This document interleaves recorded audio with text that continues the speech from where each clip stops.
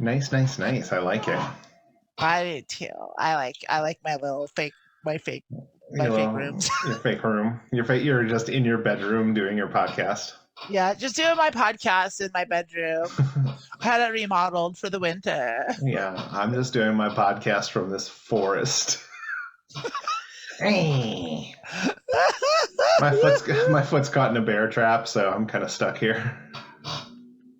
You can chew yourself out. Like chew myself out, but first we're gonna do the podcast. James Franco. James Franco. Just cut it off with a dull Swiss Army knife. So you have to do. You gotta do it when you're James Franco. What you gotta do. James Franco's whole life has been nothing but rusty Swiss Army knives. Ladies, gentlemen, and friends beyond the binary, welcome to Girl Dick with Ted Cruz, starring Lilith Electra Zarling, Amanda Bonanza, and esteemed Republican Senator from the great state of Texas, your host, Ted Theodore Cruz. I like this sparkly eyeshadow. What do you think of this? Yeah, I love that. Yeah. I didn't do any eyeshadow today. Usually I do like Which means silver. You can't do any eyeshadow all of winter. Whatever. Like we got eagle-eyed listeners. You just said yourself, like 2 people watch the YouTube videos. And it's us. Did you subscribe yet? Because I think I'm the only. I did subscribe. I'm subscribed. Yeah. I'm subscribed. I'm also subscribed. Subscribe, Lilith. I'm also subscribed on Apple Podcasts. Yeah, I'm on Google Podcasts, but yeah, I'm subbed. When I did my last podcast with my friends, we were on it was called Content Obscure. There's a couple of the podcast is there. If any of y'all out there want to hear like me wait, are we getting paid for this promotional consideration? For the cross promo? It's something I did. I can do it. There was no money ever. It costed us money. We didn't make any fucking money. But if any of you want to, we didn't have any video until after I transitioned, but you can hear my pre-transition voice if you want. Yeah. It's a little embarrassing. Yeah. Don't do it. If you want to hear my pre-transition voice, you're hearing it right now. I don't give a shit about conforming. I don't believe you. I don't believe you. Do. Here's why. No, I can't believe you're calling me a liar in front of everyone. I'm not calling you a liar. What I'm saying is I think you probably didn't work on your voice at all, which is fine. But the hormones do change it. It might have changed a lot. My voice is still. I guarantee your voice sounds different than it does before you started HRT. I guarantee it. Absolutely, the dumbest voice in the history of humankind. It's just you have no tone. It's just coming. It's nasally, but from a foot behind my nose somehow. So it sounds like it's echoing in my brain. It's the worst. But whatever. Yeah. That's the way I am. Whatever. I don't give a shit. I'm not going to sit here and sweat my voice because some moron in Oklahoma is going to be uncomfortable if he sees me and then hears my voice and matches it up. I don't care. Well, I care what Oklahoma thinks. My voice changed a lot. I bet it did. Work on mine. Yeah, you worked on yours. You're I'm an expert singer, so I know all about tone and pitch. I kind of did. That's kind of exactly what I did. I was I don't know anything I know how to do this. Oh, I could figure this out. It's I've been manipulating my voice my whole life. I can figure this out. It still is a lot of work. And that's everyone, when I hear it back, I think it sounds fucking god awful. I love your voice. Oh my God, your voice is really? Oh my God. The dentist said that too. Yeah, your voice is fabulous. I know I do believe you, and I appreciate that and thank you. And I'm gonna live with that because but that's the dysphoria. That's the dysphoria. I hear it and I'm all I hear is boy. That's all I hear. Yeah. I just oh God, I sound like a boy faking it is what I hear when I hear it back. Yeah. Which I know isn't what it sounds like, but it's what I hear. This is my voice. Everyone hears their voice back that doesn't if you're I wasn't a musician who recorded their voice regularly. It's like I know very well what my voice sounded like pre-transition because like I'd been doing it for 20 years and like hearing it back constantly and like I got used to it that way. But like most people aren't musicians and don't have that thing.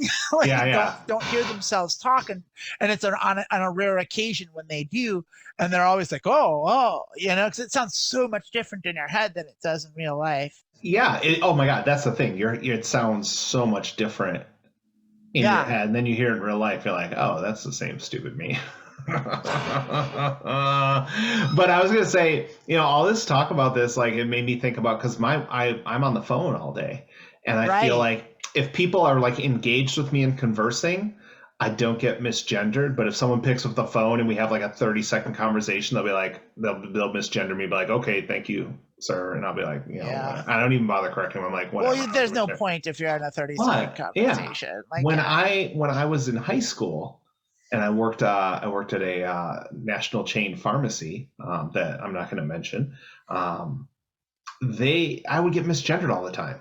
This is before my transition. Like the other way? Yeah, and it made me so mad. And now that I'm actually transitioned, it's like you guys just gonna do whatever it is to piss me off. So, you know, fuck y'all. Like they'd be like, ma'am. And I'm like, excuse me, I'm a boy. And they're like, are you sure? And I'd be like, did they really say, are you sure? No. Holy fuck. I said internally, I'm a boy. Are you sure? Like, shut up, voice in my head. Shut up, voice in my head. That's what I was getting at, because I was going to ask you real talk. Like, were you really upset, or was there a little part of you that was like, oh?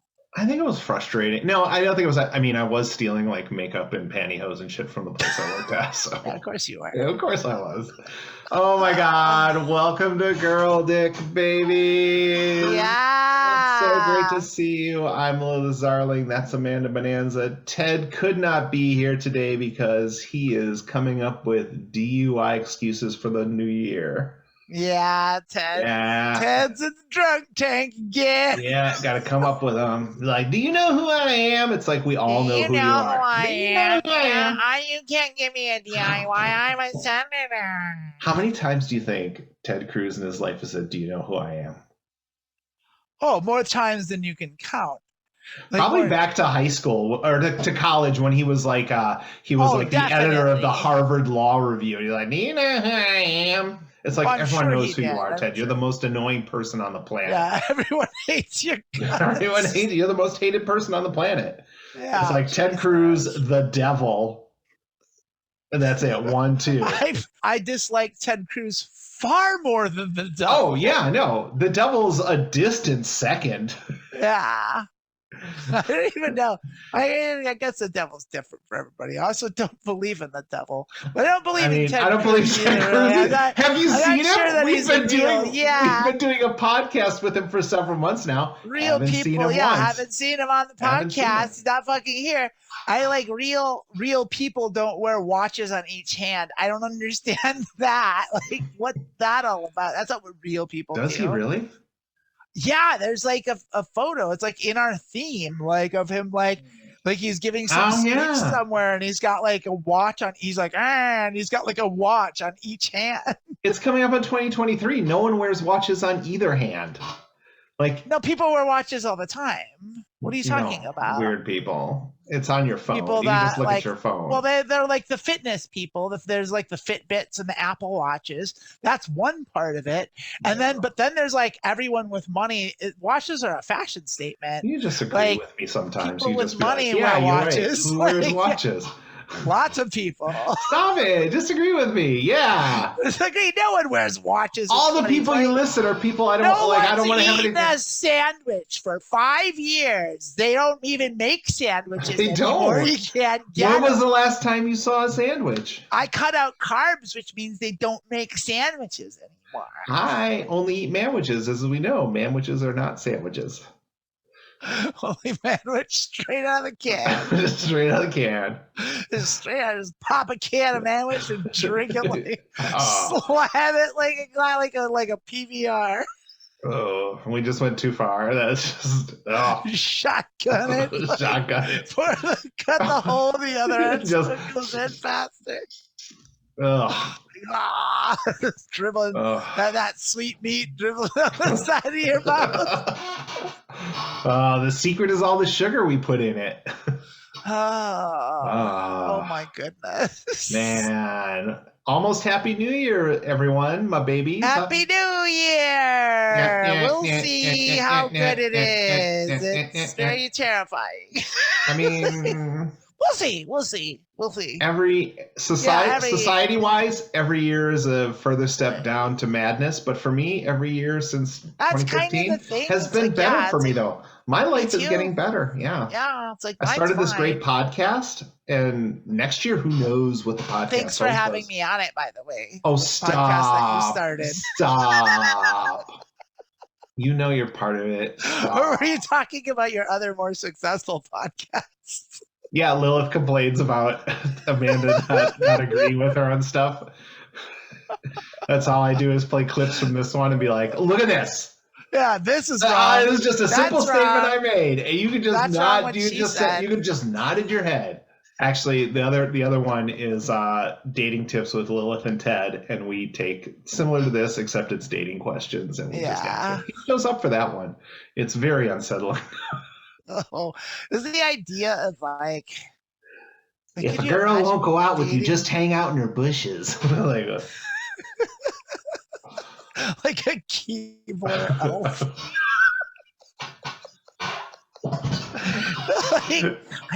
I'm just waiting here with some EL fudge until you love me. Ted Cruz is a Keebler elf who uses shit instead of fudge in all the cookies. Got a question, sweetie? I do have a question.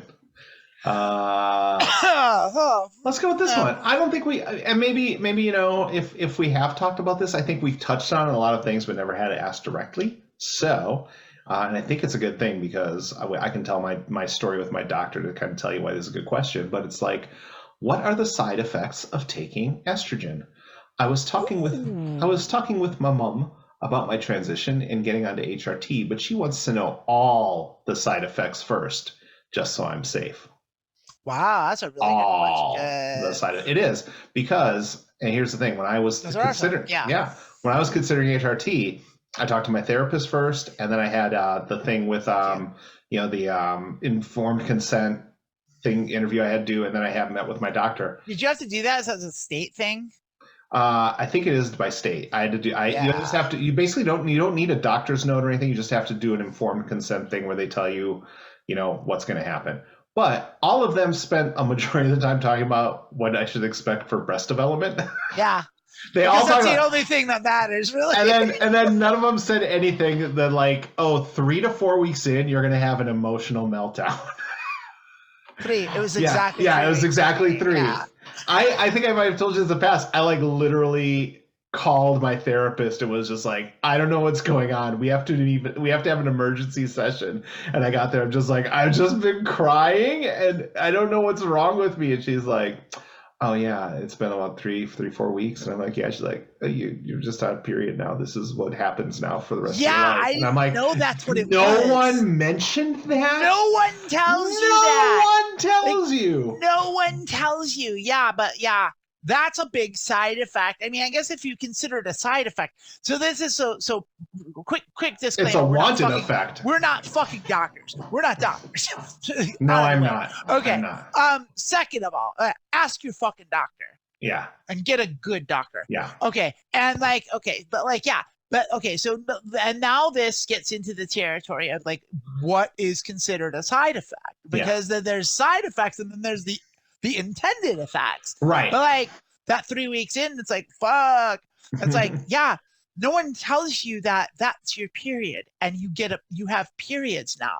And that's what that is. And like, no one fucking told me that. In fact, I was told that that's not a thing, like by doctors. Like, and it's just like, and I didn't even realize what that was until like a year and a half later. Yeah. When like someone else noticed, like, and it was just like, And it's just like, because I just never put 2 and 2 together. Because they call it mood swings, is what they call it. It's not fucking mood swing. It's just your brain changing around, and it's a period, and you get it. And like, I mean, I know, like, now I know about it. Like, I know like get them really bad, like have just like, just like cis women. It's just like it varies in severity. Like mine aren't really bad. Like I don't get cramps or anything. I get bloated. I don't get, but I can get pretty fucking emotional and irrationally emotional. Like, so the first time that I noticed was I was cooking a lasagna, and like it had been a while since I cooked one, and like I was like, I had all the ingredients and everything out and ready to go, and like I was boiling the noodles, and it was like, and I used the last like of the lasagna noodles, and I boiled it, and they were done, and like they finished, but like I still had other stuff to do. I didn't time it exactly right, so I just kind of let them sit there in the bowl, and like and I went to do the other stuff. And once I was ready for the noodles, I went to go get them, and I didn't drizzle them with olive oil. I didn't toss them in olive oil or anything, and they just were just all stuck together, and like and I just lost it. I just exploded into tears. It was like, oh, I can't do anything. But then I got myself together. I was like, okay, I can fix this. And I kind of like peeled them apart, and they were breaking apart. And so it's like, they're just going in a pan. It doesn't matter if the integrity of the noodle is intact, as long as there's a layer of pasta there. So I talked with her, but I was like, I logicked myself out of it. And then like I got him in. I was still a little sniffly. I was just like, all right, I can handle this. I got this. I'm okay. I can put this in there, and it's gonna be all right. I do it, and then I had to open a can of tomato sauce, and I went to go open the can of tomato sauce, and I dropped it, and I dropped the can on the floor. Nothing spilled. It was a whole unopened can of tomato sauce. I just dropped it on the floor, and the waterworks came. And like me dropping that can on the floor was the worst thing that ever happened. And like I was just sobbing and streaming tears. And like my roommate came in, and she was like, "What's the matter? What's going on?" I was like, I'm making a lasagna, and the noodles stuck together, and then I dropped the sauce on the floor. She just looked at me, and she's like, "Honey, you're on your period." And I was like, "What?" I thought you were going to say one unintended consequence, one unintended side effect is you can no longer cook. What do you mean? That's an estrogen. I thought maybe that's where your story was going to go. Ever since I've taken estrogen, I've been struggling with opening cans. Like, the surprise right, yeah. I know. Like, I was making that, a joke. Like I was, I'm a really fucking good cook. I'm very, very good at it. I know you're a good cook. But you're fine. I was gonna say one thing that I found out, and it kind of surprised me, is if you're taking the estrogen, the tablets, they can have long-term effect with your liver, mostly because it's supposed to be taken sublingually. So you'll get these little blue pills. You're supposed to let them sit under your tongue. That's what I do. Yeah. Right, but I have found so many people I've seen online that their doctors didn't tell them that, and their doctors didn't even know that. So if you're getting so like if you're taking like that, not only are you not getting the full effect by just swallowing it because it's just going into your system and not being absorbed as estrogen, it's also going to damage your liver because it's all getting filtered through your liver. So that's why. Right. Well, every drug you put in your body, if it goes through your liver, but that's like a side effect could be you could have liver issues if you are taking that. Another thing that I know is when I was taking spironolactone, and I had I was at like 150 milligrams a day, and then I was having really low potassium, and so they cut me back. And that's one thing to watch out. The spironolactone has long-term effects. So I think if you're not going to, if you're not going to have surgery, like either having an orchi or having the full bottom surgery, you should look at alternatives, maybe to taking spirolactone. Yeah, don't take Spiro. Basically, yeah. I took Spiro I just got off of it a couple months ago, and there's. At first I didn't really notice stuff. It was like, but over time it's like, oh no, this is terrible. Like made my mouth all dry. Like it made me it gave me this fat belly that I hate. Yeah. And it's just like, and it did a whole bunch of it gave me low blood pressure. Because here's the thing about Spiro, and this is a little funny little aside. It's it was when it was first synthesized in the 1950s. It was not intended to be an anti-androgen testosterone blocker. It was a blood pressure medicine. It was there to lower blood pressure, and they gave it to all these dudes in the 50s. And they found out the hard way what it really does. So they just made a shit ton of eunuchs in the 50s. Yeah. So what do you take instead? Now I'm on finasteride. I think that's how to pronounce it. And I haven't really, I've noticed a little bit of, it hasn't been that long, but I've noticed some things have gotten better. Yeah. Like my craving for salt went way down. Okay. That's one of the things that Spiro does. And what Lilith just said, if you're first starting HRT, try and avoid Spiro. There's a lot of problems with it, and there's other better ones. And I'm still taking it, but I'm also hoping to be out of that realm of my transition in a year or so. So yeah. Well, even just talk to your doctor. Go on finasteride. I know. All right. Switch it up. Just don't wait a year. Just stop taking that shit. Right. Anyway. Jeez. But that's Spiro. There is another serious side effect that comes with it does depend on what you're taking. So the sublingual stuff, that's what I take, and that is estradiol. Yeah. And the side effect that comes with estradiol is it does dry your mouth out a lot. You're a lot thirstier, and you pee a whole lot. I pee there's days where I pee 15 times in a day, which is fucking horrible. You just pee a lot. You have to drink a lot more water. And also,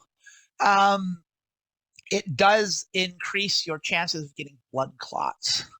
And you got to be careful with that, especially if you smoke cigarettes. Right. That really, here's the thing is smoking cigarettes is bad for you in every way. Yeah. And every doctor will yell at you for smoking cigarettes. And so you have to take that with a grain of salt when you smoke, because doctors, it's hard to get the doctor that's straight with you, because cigarettes are so bad for you just all around for your health that no doctor worth their salt can not warn you about it, because it's you really don't understand how bad this is. I smoked for 35 years. So I loved every minute of it. And I quit for health reasons. I had to. I had a thing that I didn't have a choice. And I haven't smoked in a while. I don't smoke anymore, but I understand. And so here's the thing: is estradiol ups the chances that you can get blood clots, ups your risk. Cigarettes paired with that ups it way more, but it's still not that much. And there are some doctors that will not give you. They won't give it to you, yeah. And if that's the case, find a new doctor. Yes, you should quit smoking. Any doctor that gatekeeps you for any reason is not the doctor not a doctor you ever want to see again. Ever, ever, ever. Every doctor should facilitate your transition and not slow it down and gatekeep you. And that's one of those where it's the other thing to understand is that most doctors, if your doctor is not a specialist in transgender care, they don't know dick about it. They know what they got maybe 3 hours of it. Actually, you know what they do? Med school. They go to WebMD and they look shit up. Yeah. Anytime your doctor leaves the room, and says they'll be right back, they're going to check on WebMD to see what they should do. I would say for this question though, specifically, I would say it sounds like your mom is supportive. Yeah. And I would say the best thing would be if you are comfortable with having your mom come to you with a doctor appointment and just have an honest thing with your doctor. And like the doctor's the best one to get that into, because we can tell you some. I don't know all the side effects. Depends on the doctor. Like it really does. Like make sure the first thing to do is find a doctor, a specialist. You need it. You need a specialist. And like it's not something that your general run-of-the-mill general practitioner can do. Like they will do it, but they'll fuck it all up because they don't understand it and they don't know. They don't know the first thing about it. In all likelihood, you were the first transgender patient they've ever had, and they've never thought about it up until this point. They've never even crossed their minds. That's usually how it works. So, like, that's the thing about, like, like, I know medicine, and if you're American, that especially sucks because like healthcare is fucking hard in this country, but it's your life. it's your life, and it's how your transition goes. And depending what your transition goals are, if you get a bad doctor, if you get a doctor that's not going to do the right stuff, that's not going to work with you, that's going to slow you down and like give you the wrong things and the wrong doses, your transition's not going to go well. And that can have it has lasting effects. So it's like you're at a crucial stage, a very crucial stage where things need to be right. And it's worth it to take a minute and find the right doctor, a doctor that you can trust and a doctor that knows what they're talking about. But even more than that, well, not more than that, but as much as that, a doctor that you can work with and that will listen to you and work with you and not just tell you what to do. That is so important because like when I met with, I have I went through Planned Parenthood here in the States, and one thing that was nice was I did have that informed consent meeting, and in that informed consent meeting they went over all these side effects that you're talking about. So you would have that right off the bat. But with my doctor, I can talk about, when I wanted to change from sublingual pill to the shots, we did it. And what they do is, and I don't know where you are in your transition, but, it was like you start your pills. We meet you every 3 weeks or every 3 months. You go in and get your blood tested, and they kind of follow up with you. It was more frequent. I think it was every month for me at the time, but now it's like. Yeah. So it was every 3 months, and then it was like every 6 months. And then it was, once a year. Except every time you change, they want to meet you another 3 weeks. So like I upped my injections a few months ago. So I went, and then I was like, can we just give me the max? And they're like, sure. So I'm going back in December. If I talk about changing, my T blocker, then I'd probably go again in May. So, like if you find a place that knows what they're doing, that either specializes that or that you trust and like has a relationship with that kind of work, like I said, they'll be able to give you those straight answers on those things. And like I said, you'll talk to doctors, like more than the doctors. Like when I asked about upping my estrogen shots the last time, like she had to go online and like look up what the most that they could give me and things like that. And I didn't know that off the top of my head. I'm gonna be real honest with you. I'm very much like, I want to do this. I want as much as I can get. Like, I also don't do a ton of research. You're a big girl too. Like that's the thing. Is like, give me more. Give it to me. Yeah. Give me all that. Give me all that tit juice. Yeah. Give me all that tit. It's like, And so like, I think like really like having that conversation. I need to up my transmission fluid. And honestly, I would say, coming on, like, we found this, we're kind of on Reddit looking for questions and stuff. Like, if you find like a trans people in your area, like I said, I don't know where you are. You just say my mum, MUM, which is definitely not something you see here. Oh, that's the UK. Yeah, you're in the UK, yeah. So I have no idea what their health system is like. UK is a fucking mess. It's a mess, but it really is about like. Yeah, but I mean, it's bad in different ways than it is in the States. Like the States is pretty fucking terrible too. Like, but that's what I would do is just take those notes from that side effect, get it right from the doctor, and have that conversation with your mom. But also, I think like there's side effects to everything you take. every and you guys probably don't get this in England, but here in America, every time there's a commercial break, there's for some medicine that you're supposed to ask your doctor about, and then they list like a million side effects. Medicine you've never heard of, and but like sometimes those side effects, blindness and death, and like turn your insides out, make your eyeballs bleed. I'll stick with the indigestion. Thank you very much. Yeah, but it's like, some of that is like, so that's not every person's not going to have those side effects, It's going to be like but it's some potential. People had this. It's a potential. And so, your mom sounds very concerned for you and wants what, hopefully this is like a supportive thing and she wants what's best for you, and just realize that, you have to make your own health decisions, and hopefully your mom is supportive of that. But yeah, everything has side effects. So, and there are things out there. Every drug has side effects. Every drug has side effects. Every medicine has side effects. And to be perfectly honest, as far as that goes, like the HRT meds are probably some of the safest ones out there. Like they're really safe. They're really effective. They're really safe, and they're cheap. It's wild. And like, so all the regulation and all the fear mongering around it is exactly that. It's just all bigotry and fear mongering. Like, it's like the amount of the success rate on like trans medication and like transgender surgeries is so much higher than like the next highest one. Right. Like, it's like off the charts. So it's like nothing has the success rate that this stuff does. Right. Like, and so it is ultimately one of the safer drugs you can take. Like, but like Lilith said, every drug has side effects. Now, here's back to the thing about like doctors and stuff is what I would recommend, if you haven't done it already, is get into some forums or some support groups and talk to other trans people, because I learned so much more about like drugs and health issues and treatments from my support groups and my forums than I did with my doctor. In fact, I had to tell I took the information that I got there and I brought it to my doctor, and she was like, well, I'd never heard of that. And she had to look it up. She's like, oh, well, that is a thing. And like, I have a good doctor. Now, a bad doctor will be saying, no, like you don't listen to that. Listen to me. A good doctor will be like, no, I didn't know that. Wow, let's see about that. Like that's why you need to find a doctor that'll work with you. But understand that, like, unless you've got a trans doctor that's like a transgender care specialist that is trans themselves, which they do exist, but you generally don't. You're generally, chances are you don't have one. Mm-hmm. They're usually cis and they're usually men. I mean, I was going to say, like, I was looking at a trans surgeon who was very gatekeepy, and I'll just leave it at that.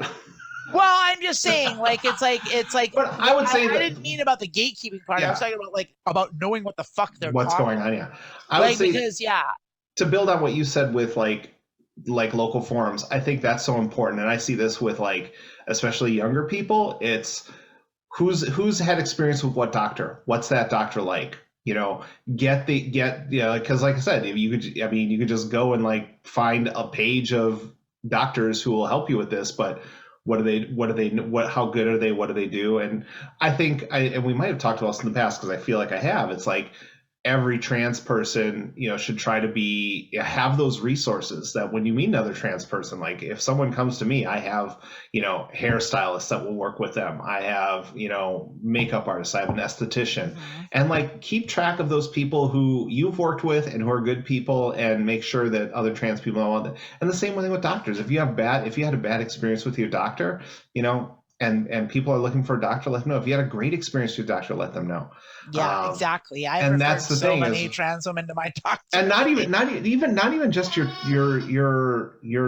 doctor taking care of your transition, like your dentist. Is your dentist trans accepting? You know how weird it is to move to like rural Virginia and like find a dentist? And I didn't even thought about it. I was just like, I'm going to go to the doctor. I'm going to go to the dentist. And one of the people from my doctor in Richmond who takes care of my transition was like, have you found someone who's, trans friendly? And I was like, I hadn't even thought about that. I mean, I'm just going to show up and be me. But, that is something to think about as well. If your doctor, treats you the way you need to be treated and is respectful of your transition and your pronouns and does a great job with you, definitely recommend them to other trans people as well. And that, I think that goes fuck, that goes with anything. Like, if you found a restaurant that's trans friendly, like tell your trans friends about it. Right. You know? Yeah. Like I mean, all that stuff is like, is like, but that's the fortunate, wonderful thing about the modern world that we live in is the internet exists. And like, that wasn't there when Lilith and I were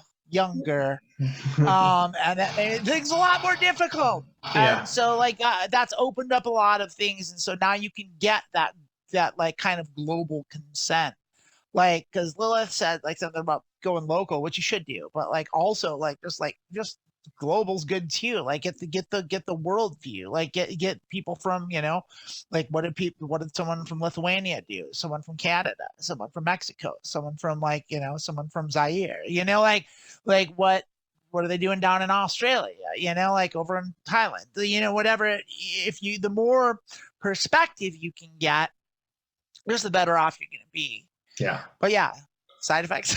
I would say when it comes to like getting a doctor, I don't know if like finding a doctor in Australia is going to help me much, but I get what you're saying. It's like not about that. Like you're gonna have to go to local for like local stuff or stuff where you have to actually be in a place. But like what I'm saying is like just like to get like the ideas, because like I said, like it's like you can't just leave it all on your doctor, no matter how good your doctor is. They don't know anything. Doctors are not deities, and I think this is very true. Trans people are deities.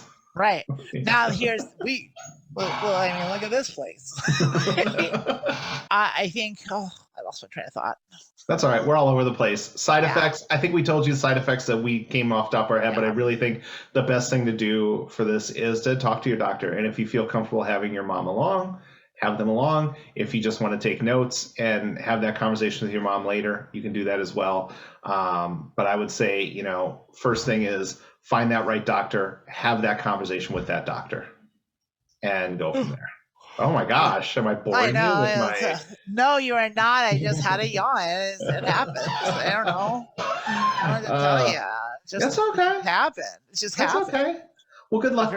Good luck with your journey. With my narcolepsy? No, I'm talking to the person whose question I'm answering, not you. Good luck with your journey, and like I said, you know, you yawned during what I said. Well, good luck with the rest of your life. Good luck with that. I'll be off now. I'm going to do my relationship podcast with Ted Cruz. to talk shit about me. Oh my God, Ted, you're not gonna believe this. Apparently what Amanda did is she yawned. She yawned while I was talking. God. I hope we were able to help. That's a tough one. Like I said, I see questions like that all the time online, where it's like asking people online, and it's like you should really find an expert and have that conversation with them. Did I just get fuzzy? You did. You got a little blurry. Why am I blurry? Are you related to Bigfoot? Yeah, that might be it. I am out here in the wilderness, just kind of lurching around. Just blurry like Bigfoot. Blurry like Bigfoot. Like you can't capture anything in the woods. Cameras don't work in the woods. They don't work in the woods. Everything's blurry. All you catch are like deer, and like, but they take the picture wrong, so it looks like half a deer, and everyone thinks you found a crawler or something. Found a hodag. There's just cryptids all over the place. It's a cryptid. Oh my God. Oh my goodness. All right. Yeah, second question for us. Yeah, you got another one here? I do have another one. I'm hot to trot. Yeah, we're good for this one. How do you deal with people watching your transition? So I, 18-year-old, non-binary, recently got into college doing a 2-year course in audio production, and being someone who presents as mostly ambiguous and doesn't really talk about their gender, I just kind of wanted advice on how to deal with the fact that people I don't really know are going to notice and to a certain extent watch my transition. It's kind of an uncomfortable thing to think about, especially seeing as there's no way to predict how anyone would react to. I guess I kind of just wanted some advice from people who are older and may have gone through a similar thing, whether through work or academically or anything like that. And they thanked us in advance. So you're welcome in before. Yeah, you're welcome in advance also. That's the interesting one. I didn't really understand it at first, because like, what people watching your transition, like, what do you mean by that? But then they explain themselves, and I do understand it now. And this is something that I think I can't speak for everybody, but I certainly felt this exact same way early on. And like, I'll tell you what I did for it, but also before I do that, I'm gonna tell you like that, like, I think probably a lot less people are paying attention than you think. You got my answer. It's a very, when you start out transitioning and you especially in the early stages, and if you're like you're going the androgynous route, like it's like oh, people are gonna notice that I start like, you know, looking different. It's like some people will. Most people are involved with their own shit. They're not looking at you. They're not thinking about you. They don't care. Like the vast majority of people are absolutely not concerned with how you look on a day-to-day basis. And no one's looking at you twice. Now there are going to be people in your class that notice, and and that's the other thing is like what Lilith says all the time. Lilith, what are we going to say? Because like, what other people think don't matter to me. Sure doesn't. You can't control other people who think about you, so it doesn't matter. But that early part of the transition, like can't speak for everyone, but I will speak for everyone. Everyone that not everyone. You're gonna speak for every Amanda. I'm gonna speak for every Amanda Bonanza. Every Amanda Bonanza that first starts transitioning. Everyone wants to just go into a cocoon and hide for the first 6 months. Like, you don't want anyone to see you because you don't know. And you go through awkward stages and you do. I was my whole life, and even now, I'm a very confident person. Like, I do not suffer from social anxiety, and I don't mind talking about myself, and I'm not shy around strangers or anyone really. I've always, not always, I taught myself to do this in high school, but like since then I've been on the very, very upper percentile of confident people. Like, and that first 6 months, especially the first 3 months of transitioning, I've never had less confidence. Like, that went away, and that was hard for me. It comes back, but like it's just, there's no way out but through. Like, you got to get through that first year, and it is rough, and you are going to be, because it's puberty. It's your second puberty, and you're going to shift from like one gender to the other. Or like, you know, if you're NB, like you're going to go into the middle somewhere, whatever it is that you do. But but in my case, I went from, you know, visibly male to what you the glorious thing you see before you hear. Jesus, I feel like an asshole. But you are glorious. Shut up. Well, I'm just saying. Yeah. But like, that's there's nothing you can do about that. And people are going to know. I mean, but if you're honest and open about it, everyone that matters is going to understand. Mm-hmm. And it doesn't really matter what other people think, because you will get there. And like, no one's going to remember the awkward parts. Like, everyone forgets that. They see what you become later, you know? And like, and that's what everyone knows. And it's really hard getting through that first year, but like after about a year, you start looking, you everything starts evening out. You start feeling better. And like, you start getting your confidence back and your libido. Yeah. And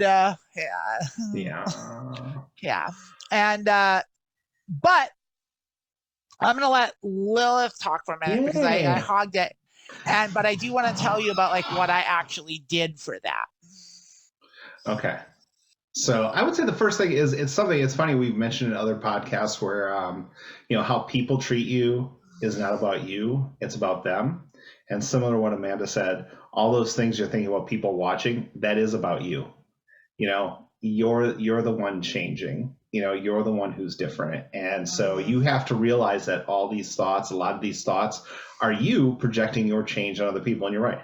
People aren't paying attention. People, for the most part, don't care. They're in their own. Everyone who ever went to high school, it has this embarrassing memory about this thing they did in high school, and they're so ashamed of it. And they realize that, oh my God, if I ever saw anyone in high school, they'd bring it up and I'd die of embarrassment.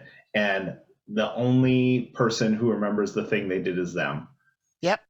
Everyone else has that thing. So I would say, be yourself, present yourself. You do mention, that there's, some uncomfortableness with it. And obviously you want to be safe because there's no predicting what other people do. Right. Unfortunately, you can't predict that. But if you feel like that is a thing, like you do have friends, I don't know, like you don't even mention if you're coming out to friends or you're just making this change. We haven't even talked about, whether you're out or not, or even on any hormones, like you going through a hormonal transition. Are you just changing how you present?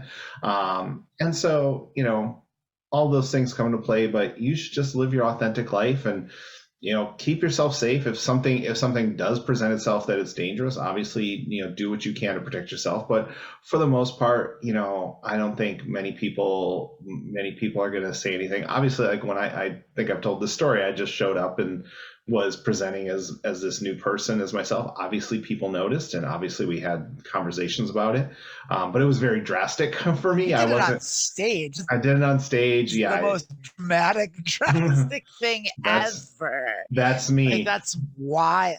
But I would say that's a little different from I'm going to start dressing more androgynously. I think that's going to be a less obvious to people. It's going to be less of a thing. So I would say, if you're really worried about it, I would say make the changes slowly. Slowly change your wardrobe to this whatever androgynous look or whatever you're looking to be, and do it at a pace that's comfortable for you. And if that's the main thing, is do it at your own comfortable pace. You're the best resource for how safe you feel, or if you feel that there's a problem. Right. So trust your instincts on that, but also realize that, for the most part, people aren't scoping the classroom every day to see what everyone's up to or what everyone's doing. They're too busy thinking that everyone's watching them, wondering what they're thinking of them. And in reality, no one's thinking about anyone else. Like a lot of this kind of depends on whether you're out, like how out you are. And so if I've heard of a lot of people that they'll start transitioning, they'll start taking HRT, start taking hormones, and not tell anybody. Maybe they just tell the people closest to them, but they're not out at work, or anything like that. And that is a huge concern for them, and they worry about it. I don't know what that situation is, but kind of it's implied that might be a thing that this question asker might be doing. Mm-hmm. I can't tell you how to transition. Only you know what's best for you, and you have to look after yourself and do what you need to do. I don't recommend that course of action personally. I don't think that's the right way to go, because I think a transition it's more than just the hormones. The hormones are just one aspect of it. That's just the physical. If you think about it and I hate to get all woo-woo on you, but it's the trifecta. It's the mind, body, soul. It's like if you just got one corner of the triangle and the other two are in conflict with that, the transition's not going to go well. It needs to be a whole. You can't half-ass transitioning. You really can't. You have to whole-ass it. You have to go full Sasquatch. And not to mention the blurry thing is funny, but but and at work is something too. Well, if you don't tell anyone at work, but you're going to work every day, people are definitely going to notice, because you are going to look different. Even if you don't change anything, if you're taking hormones, you are going to physically appear different. And also your mannerisms are going to change, and the way you talk is going to change, and the way you critical think is going to change. It changes more than just your body. It changes everything. And it's a big deal. And so I don't personally recommend only coming out in certain places. I recommend going all the way, but everyone's situation is different. That's what worked for me. So I also am not gonna I am not the end all be all on that. And then don't let that I'm not scolding you if you're doing that. That's your choice, and that is what you need to do. You know better than me on that.